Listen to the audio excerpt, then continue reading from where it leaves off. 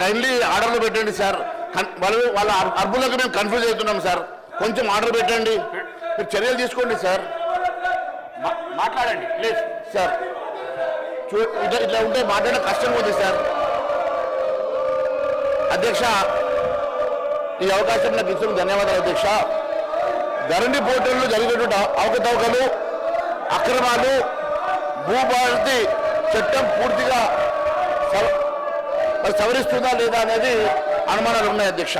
ఎందుకంటే ధరణి పోర్టల్ తీసుకొచ్చి అతిపెద్ద భారతదేశంలోనే అతిపెద్ద కుంభకోణంగా అభివర్ణించినటువంటి ధరణి వల్ల కోట్లాది మంది నష్టపోవడం వల్ల ఈరోజు మరి టీఆర్ఎస్ ప్రభుత్వానికి బుద్ధి చెప్పి టీఆర్ఎస్ ప్రభుత్వాన్ని ఓడించడానికి ప్రధాన కారణమైనటువంటి ధరణి పోర్టల్ వల్ల ఈరోజు వారు మరి ఓడిపోవడం జరిగింది. నేను ఒకటే తెలియజేస్తా ఉన్నా అధ్యక్ష, గతంలో దీంట్లో ఎన్నో కుంభకోణాలు ఉన్నాయని మొన్ననే గౌరవ ఉప ముఖ్యమంత్రి బట్టి విక్రమార్క గారు కూడా చెప్పారు. దాదాపు 2,50,000 కోట్ల రూపాయల కుంభకోణం ఉంది. దీంట్లో టీఆర్ఎస్ నేతలంతా కూడా ఈ కుంభకోణంలో భాగస్వాములు అని చెప్పి బట్టి విక్రమార్క గారు చెప్పారు. మేము ఒకటే అడుగుతా ఉన్నాం, మరి ఇంత పెద్ద కుంభకోణమని, భారతదేశంలోనే అతిపెద్ద కుంభకోణం అని అభివర్ణించినటువంటి ఈ ధరణి పోర్టల్ని మరి ఎందుకు దీని మీద జరిగినటువంటి అవకతవకల మీద మీరు సిబిఐ ఎంక్వైరీకి ఇవ్వడం లేదు? మరి గౌరవ మంత్రి శ్రీనివాసరెడ్డి గారు చెప్పాల్సిన అవసరం ఉన్నది. అంతేకాదు, మీరు ఈ భూభారతి చట్టం తీసుకురావడం వల్ల లబ్ధి కన్నా మరి మీరు ఎందుకని చెప్పేసి మరి ల్యాండ్ టైటిలింగ్ యాక్ట్ని మీరు తీసుకురావడం లేదో మరి సభకు తెలియజేయాలి. ఎందుకంటే భారతదేశంలో ఎన్నో రాష్ట్రాలు మరి ల్యాండ్ టైటిలింగ్ యాక్ట్ కోసము కసరత్తు చేస్తున్నటువంటి సమయంలో మీరు ఈరోజు భూభారతి అని చెప్పేసి కొత్త తీసుకొని యాక్ట్ తీసుకొచ్చారు. ఈ భూభారతి కేవలం మరి హారతి కోసమా, భూహారతి కోసమా, నిజంగానే భూభారతి మీరు దేనికోసం తీసుకొస్తా ఉన్నారో మరి తెలియాల్సిన అవసరం ఉన్నది. అధ్యక్ష, ల్యాండ్ టైటిలింగ్ యాక్ట్ ఒకవేళ తీసుకొచ్చినట్లయితే యజమాని చాలా స్వేచ్ఛగా తన ఆస్తులు కాపాడుకోవడానికి ప్రభుత్వమే గ్యారంటీగా ఉంటుంది. కాబట్టి ఒక్కసారి ఆ యాక్ట్ ద్వారా వారికి టైటిల్ వచ్చినట్లయితే వారికి పూర్తిగా ఆ టైటిల్ ద్వారా వారు స్వేచ్ఛగా ఉండొచ్చు. దానికి ప్రభుత్వమే గ్యారంటీగా ఉంటుంది. కాబట్టి అలాంటి యాక్ట్ మీద కసరత్తు చేస్తే బాగుండేదని మేము భావిస్తూ ఉన్నాం. అంతేకాదు అధ్యక్ష, భూదారు కార్డు అనుభవదారుల కాలంలో రైతులకు మళ్ళీ మీరు చేరుస్తామని చెప్పడంతో రైతులు కొత్త ఆందోళన వస్తూ ఉన్నది. దేనికోసం అని చెప్పేసి మీరు ఈరోజు మళ్ళీ ఇలాంటి కాలమ్స్ పెట్టేసి కన్ఫ్యూజ్ చేస్తూ ఉన్నారు. మరి మళ్ళీ దాని బదులు ఏ రకంగా ఈ సమస్యను పరిష్కారం చేసి దానికన్నా ల్యాండ్ టైటిలింగ్ యాక్ట్ తీసుకురావడం వలన మరి ప్రభుత్వమే గ్యారంటీగా నిలుస్తుంది. కాబట్టి అలాంటి యాక్ట్ తీసుకొస్తే బాగుండేది. మళ్ళీ మీరు దీంట్లో తీసుకొచ్చేటువంటి యాక్ట్ వలన మరి రైతుల్లో ఆందోళన ఏర్పడే అవకాశం ఉంది. కాబట్టి దాని మీద ఆలోచన చేయాల్సిందిగా కోరుతా ఉన్నాను. అదే కాదు అధ్యక్ష, ధరణి పార్ట్ బిలో పెండింగ్లో పెట్టినటువంటి భూముల సంఖ్య దాదాపు 18,45,000 ఎకరాలని చెప్పేసి మొన్ననే మరి మీరు వేసినటువంటి సబ్ కమిటీ ఒక రిపోర్ట్ ఇచ్చింది అధ్యక్ష.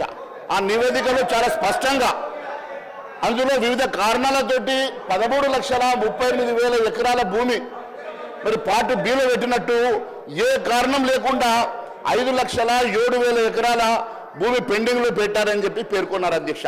అంటే దాదాపుగా 18,45,000 ఎకరాలు పార్ట్ బిలో పెట్టి దాంట్లో పెట్టినటువంటి భూముల్లో భూదాన్ భూములు ఉన్నాయి అధ్యక్ష, వక్ఫ్ బోర్డు భూములు ఉన్నాయి అధ్యక్ష, దేవాదాయ భూములు ఉన్నాయి అధ్యక్ష, అటవీ భూములు ఉన్నాయి అధ్యక్ష, అంతర్రాష్ట్ర మరి ఎన్నో ఇతర వివాదాలు ఉన్నటువంటి భూములు కూడా దాంట్లో ఉన్నాయి అధ్యక్ష.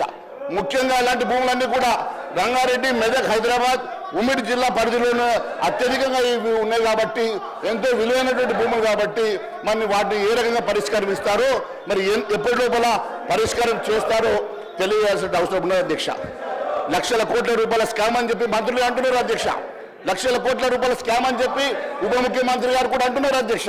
మరి ఏడాది దాటినా కూడా మరి ఈ వివరాలు ఎందుకు, దీని మీద విచారణ ఎందుకు చేస్తలేరో మరి తెలియాల్సిన అవసరం ఉన్నది అధ్యక్ష.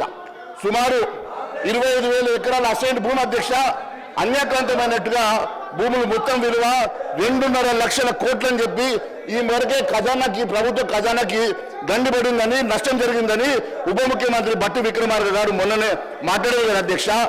మరి 2000 ఎకరాలు తమ బినామీ పేరుతో మార్చుకున్నారని జీవో 59 ముసుగులో బీఆర్ఎస్ పాలకులు 100 కోట్ల విలువైనటువంటి భూములు మింగేశారని రెవెన్యూ మంత్రి పొంగులేటి శ్రీనివాసరెడ్డి గారు తాజాగా సందర్భంగా మాట్లాడిన సంగతిని గుర్తు చేస్తా ఉన్నాను అధ్యక్ష.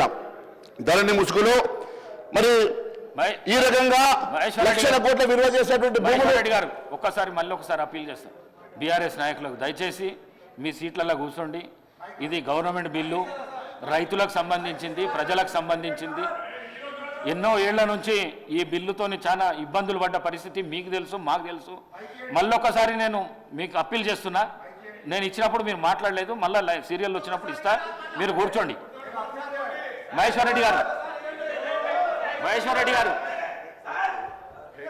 అధ్యక్ష, మరి మొన్ననే గౌరవ మంత్రి పొంగులేటి శ్రీనివాసరెడ్డి గారు మాట్లాడుతూ మరి 100 కోట్ల విలువైనటువంటి భూములు మింగేశారని రెవెన్యూ మంత్రి పొంగులేటి శ్రీనివాసరెడ్డి గారు డిసెంబర్ 6వ తారీఖు రోజు మాట్లాడారు అధ్యక్ష. మరి ధరణి ముసుగులో జరిగినటువంటి భూ అక్రమాలన్నీ బయట పెడతామని, దాని వెనుక ఎంత పెద్దవారున్నా వదిలే ప్రసక్తి లేదని ఇప్పటికే పలు సందర్భాల్లో మరి మంత్రి శ్రీనివాసరెడ్డి గారు కూడా అన్నారు అధ్యక్ష. నేను ఒకటి అడుగుతా ఉన్నాను అధ్యక్ష, మరి 1000 ఎకరాల అక్రమమైనటువంటి భూములు, లక్షల కోట్ల స్కాము, బడా బాబుల హస్తం మరి సిబిఐకి ఎందుకని మీరు విచారణకు ఇవ్వడం లేదో మరి ఒక్కసారి తెలియాల్సిన అవసరం ఉన్నది అధ్యక్ష. ఎందుకంటే ధరణి వచ్చాక పార్ట్ బిలో పెట్టిన భూములు ఎన్ని వేల ఎకరాలు ప్రైవేటు వ్యక్తుల చేతుల్లో వెళ్ళాయో ఆ అంశాల మీద జిల్లా కలెక్టర్ నుంచి ప్రభుత్వానికి ఇదివరకే నివేదికలు వచ్చాయి అధ్యక్ష. బినామీల పేరుతో పెద్ద ఎత్తున భూములు చేతులు మారినట్లు గుర్తించినప్పటికీ అందుకు బాధ్యులైనటువంటి వ్యక్తులపై చట్టపరమైన చర్యలు తీసుకునేందుకు ప్రభుత్వం ఎందుకని ఉపేక్షిస్తున్నది? మంత్రులు ఆరోపణలు బట్టి చూస్తే ధరణి ముసుగులో జరిగిన